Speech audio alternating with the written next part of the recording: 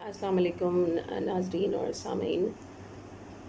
آج ہم منفی تربیت کے اثرات کے دوسرے حصے میں بات کریں گے. بچوں کی ابتدائی دور کے بعد سے جو گروتھ ہوتی ہے اس کے بارے میں ہم تھوڑی بات کریں گے کہ جیسے جیسے بچہ بڑا ہوتا ہے. جیسے کہ ہم نے شروع میں بات کی، پہلے حصہ اول میں ہم نے بات کی کہ اس میں بہت بڑا رول ہوتا ہے بچے کی پیدائش سے پہلے بھی بہت ساری چیزوں کا، جیسے کھانے پینے کی چیزیں ہیں یا ماں کے جو احساسات ہیں، ماں کی جو فیلنگز ہیں، ان سب کی بہت اہمیت ہے ان سب چیزوں میں.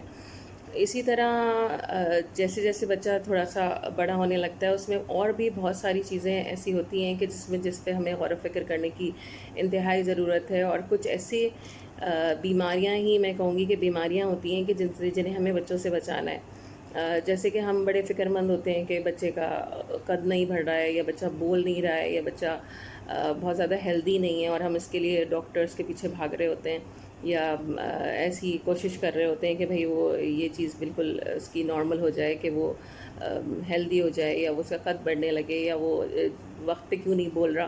تو اسی دوران جس دوران ہم ان سب چیزوں کی فکر کر رہے ہوتے ہیں اور بچہ بہت چھوٹا ہوتا ہے، تو ہمیں ضرورت ہے کہ ہم ان تمام جو بیماریاں ہیں جو کہ بچے کی شخصیت بناتی ہیں اس کے بارے میں بھی ہم کچھ توجہ کریں. اور وہ جو عارضے ہیں وہ کیا ہوتے ہیں؟ وہ عارضے ہوتے ہیں جیسے حسد، جلن، کینہ، یا بغض رکھنا کسی سے، یا جو ہے دھوکہ، جھوٹ بولنے کی عادت. تو ہمیں اس کے بارے میں بھی بڑا فکر مند رہنے کی ضرورت ہے کہ جیسے ہم اس کے بچہ بول نہیں رہا اور ہم فکر مند رہتے ہیں، بچہ بڑا نہیں ہو رہا، لمبا نہیں ہو رہا، ہم فکر مند رہتے ہیں. اسی طرح ہمیں بہت فکر کرنا چاہیے کہ میرے بچے کی کیوں عادت ہے کہ وہ جھوٹ بول رہا ہے، یا یہ کہ ہم اس کے سامنے کس طرح سے پیش آ رہے ہیں. ہمیں اپنے ہر عمل پہ اگین کہ جیسے ہم نے بات کی کہ پیدائش سے پہلے سے ہمیں اپنی بھی نگرانی کرنی ہے، اسی طرح ہمیں بچے کی پیدائش کے بعد سے لے کے اس کی گروتھ جب اس کی گروتھ میں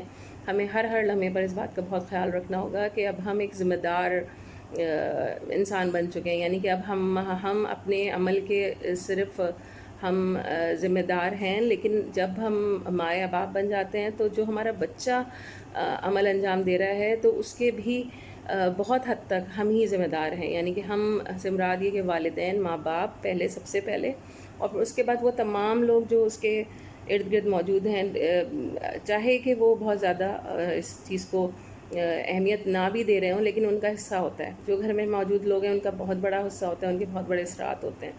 اور اسی طرح اساتذہ خاص کر کہ ان کا بھی بہت زیادہ رول ہوتا ہے. بچہ ان کے بھی حرکات و اسناد سیکھ رہا ہوتا ہے جب وہ تھوڑا گروتھ کی طرف جاتا ہے، بڑا ہو رہا ہوتا ہے. تو وہ اس بارے میں ہمیں بہت زیادہ غور و فکر کرنی ہے کہ ہم بچے کو کون سی اخلاقی قدریں ہیں جو ہم ان کو سکھا رہے ہیں.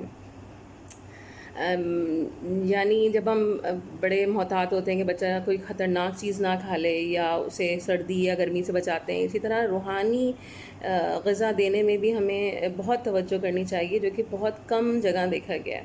میں بھی ان میں سے ایک اپنے آپ کو سمجھتی ہوں کہ شاید میں نے بھی بہت زیادہ غور و فکر نہیں کیا ابتدا سے کہ ہم بچوں کو روحانی غذا کیا دے رہے ہیں. اور ڈیفینیٹلی کہ بہت ساری ایسی چیزیں کہ جو کہ بہت زیادہ خطرناک ثابت ہوتی ہیں آگے چل کر، اور جس میں بڑی بات ہوتی ہے جیسے کہ موبائل میں بچہ کیا دیکھ رہا ہے، یا تو اس سے پہلے ایک ہی چیز یہ آتی ہے کہ گھر میں وہ کیا دیکھ رہا ہے. گھر میں آپس کے ہمارے تعلقات کیسے ہیں، میاں بیوی کے تعلقات کیسے ہیں، گھر میں رہنے والے دوسروں کے ساتھ تعلقات کیسے ہیں، آنے جانے والوں کے ساتھ تعلقات کیسے ہیں، خاندان والوں کے ساتھ تعلقات کیسے ہیں، حتیٰ کہ محلے والوں کے ساتھ تعلقات کیسے ہیں. اور یہ ساری چیزیں جو کہ ہم دیکھتے ہیں کہ بہت بچوں کے اوپر اثر انداز ہو رہی ہوتی ہیں، تو ہر جگہ سے بچہ یہاں پہ سیکھ رہا ہے. ہم صرف یہ نہیں کہہ سکتے کہ بھائی میں بڑی اچھی ماں ہوں، بھائی میں تو ایسے رہتی ہوں، میں نے تو ایسے ٹائمنگز بنائے ہوئے ہیں، میں نے تو ایسے کیا. لیکن بچے جو اخلاقی قدریں ہیں وہ کہاں سیکھ رہے ہیں؟ وہ سیکھ رہے ہیں کہ how you are treating with others, آپ کس طرح سے ٹریٹ کر رہے ہیں. تو یہ بھی بچہ آپ سے ہی سیکھ رہا ہے، آپ کے جو آپ اسے دے رہے ہیں، جو آپ کر رہے ہیں، جو آپ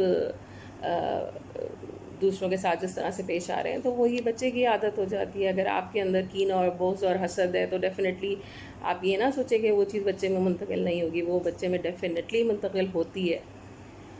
تو بھائی اس میں بھی بہت غور و فکر کی ضرورت ہے، مجھے بھی اور آپ کو بھی، اور بس یہ کہ بچوں کو ان کی عمر کے حساب سے ٹریٹ کیا جائے. جب ابتدائی دور ہے اس میں بچوں کو ان کے ایج کے مطابق پیش آنا چاہیے، اور بچوں کو صحیح طریقے سے پروان چڑھائیں. یعنی کہ ہم بہت خوش قسمت ہیں اس معاملے میں کہ ہم مسلمان ہیں، اور ہمارے مذہب میں تو کہا جاتا ہے کہ بچے کو زور دیا گیا ہے اس بات پر کہ بچوں کی 7 سال کی ایج تک اس کو اپنے مذہب کی تشریح ہو جائے. کیونکہ میں یہ سمجھتی ہوں کہ مذہب ایک ایسی، اسلام ایک ایسی، ہمارا مذہب ایک ایسی چیز ہے کہ جو ہمیں بہت اچھا ضابطۂ حیات دیتا ہے. ہم اس کے اوپر غور و فکر کریں. بے شک ہم مذہبی رجحان کی طرف ہیں یا نہیں ہیں، لیکن ایٹ لیسٹ ہم ایک لرننگ پوائنٹ آف ویو سے اس کے اوپر مطالعہ ضرور کریں کہ آخر بچوں کی تربیت میں ہمارا دین کیا کہتا ہے. اور ظاہری سے زیادہ ہم باطنی چیزیں ہمیں دیکھنے کو ملیں گی، پڑھنے کو ملیں گی، اور ہم اس سے بہت زیادہ مستفید ہوں گے. اور اس وجہ سے ہمیں ضرورت ہے کہ ہم بچوں کی جو ظاہری اقدار ہیں اس کے ساتھ ساتھ ان کی اخلاقی جو گروتھ ہے اس کے اوپر بھی ہم یکساں ضرورت دیں. اور یہ تمام ذمہ داروں کا فرض ہے، جو چاہے وہ ماں باپ ہیں یا وہ گھر میں رہنے والے دوسرے رشتہ دار ہیں یا وہ جو اساتذہ ہیں، ان سب کی یہ ضرورت ہے. اور ایک کتاب ہے اصول تعلیم و تربیت کے نام سے کتاب ہے، جس میں نے بڑی اچھی چیز پڑھی کہ تربیت کے بارے میں، کہ تربیت یافتہ انسان اعتدال کی حالت میں رہتا ہے. اب آپ دیکھیں یہ کتنی خوبصورت بات ہے کہ تربیت یافتہ انسان اعتدال کی حالت میں رہتا ہے، اور اپنی خواہشات نفسانی اور حوادث، یعنی کہ جو بھی پرابلمس کی زندگی میں آتی ہیں، اس کی یلغار میں شکست نہیں کھاتا اور خود پر قابو رکھتا ہے. یعنی کہ اعتدال، بیلنس رکھنا کتنا ضروری ہے ایک انسان کے لیے. اور یہ بیلنس کیسے حاصل ہوتا ہے؟ یہ بیلنس ڈیفینیٹلی کہ جب شروع سے اس کی ایک بچے کی تربیت ایسی کی جاتی ہے کہ اس کو بہت زیادہ اس کو یہ بات سکھائی جائے کہ بیٹا کیا چیز صحیح ہے، کیا چیز غلط ہے، کہاں پہ آپ کو کیسی فیلنگز کا اظہار کرنا ہے. یہ بھی انتہائی اہم ہوتا ہے. اب جو ہے اس قسم کے ادب صرف اور صرف والدین اور تربیت کرنے والوں کی شدید نگرانی سے یا ان کی شدید محنت سے اور غور و فکر کا ہی نتیجہ ہوتا ہے. ورنہ تو یہی ہوگا کہ انسان تو ادھر ادھر سے سیکھ لے گا، بچہ ادھر ادھر سے سیکھ لے گا، انٹرنیٹ سکھا دے گا، اس کے کوئی دوست یار سکھا دیں گے، اور وہ جو ہے ان سب چیزوں کے بارے میں خود ہی نالج حاصل کر لے گا، خود ہی وہ سب چیزیں سیکھ لے گا.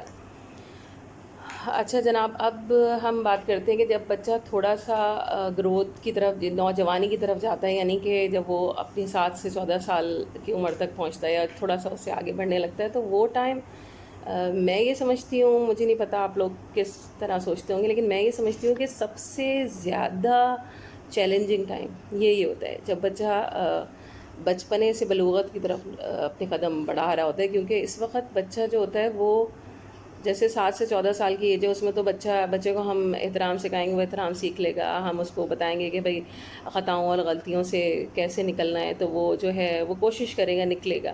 لیکن اس کے بعد کی وہ عمر شروع ہو جاتی ہے جس میں بچے کے اندر وہ ایسی فیلنگز، ایسی اٹریکشنز شروع ہو جاتی ہیں کہ اس کو اپنی ارد گرد کی ہر چیز سے وہ کچھ نہ کچھ بہت زیادہ اپنے اندر جذب کر رہا ہوتا ہے، اور پھر وہی ایکٹ کرنے کی کوشش بھی کر رہا ہوتا ہے کہ بھئی میں ویسے ہی ایکٹ کروں جیسے کہ دوسرے کر رہے ہیں، یا میں بھی اس کو جو چیز بھی بھا جائے وہ اس کی طرف دوڑنا شروع کر دیتا ہے.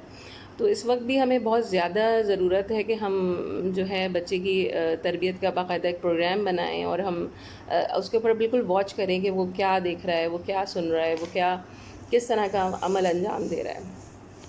جو فیلنگز آپ سمجھ سکتے ہیں کہ بچوں کے اندر ڈیولپڈ ہو رہی ہوتی ہیں، وہ بڑا ہو رہا ہوتا ہے، نوجوانی کے میں اس نے قدم رکھا ہوتا ہے. اور ہم اپنے نیکسٹ سیشن میں انشاءاللہ اس کے اوپر تفصیل سے بات کریں گے، سن بلوغت کے اوپر اسپیشلی، کیونکہ اس کے اوپر بھی بہت زیادہ ریسرچ کی بھی ضرورت ہے، بہت زیادہ کام کرنے کی، بہت زیادہ پڑھنے کی بھی ضرورت ہے.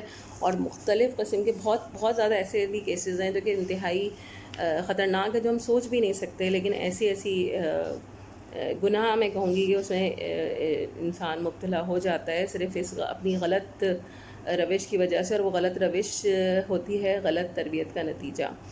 تو یہاں پر میں بس اپنی بات کا اختتام مولا علی علیہ السلام کے قول سے کروں گی کہ بہترین ادب وہ ہے جو تجھے حرام سے بچائے.